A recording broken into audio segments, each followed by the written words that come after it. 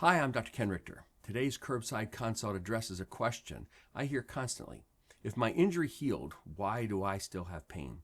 This question creates confusion, fear, and often leads people to believe something is being missed or getting worse. Pain is not produced directly by muscles, joints, or discs. Pain is produced by the nervous system as a protective signal.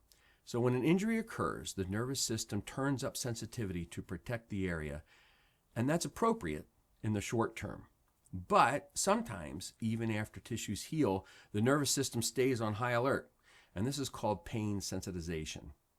This does not mean the pain is imaginary. It means the alarm system is reacting too strongly.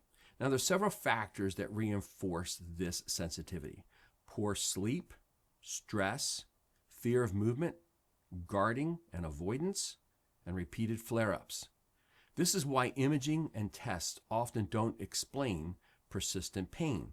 The tissue is healed, but the system interpreting signals hasn't reset. Recovery usually requires more than rest. It often requires graded movement, rebuilding confidence, and showing the nervous system that movement is safe again. Persistent pain does not automatically mean ongoing damage. Understanding this allows patients to recover without fear.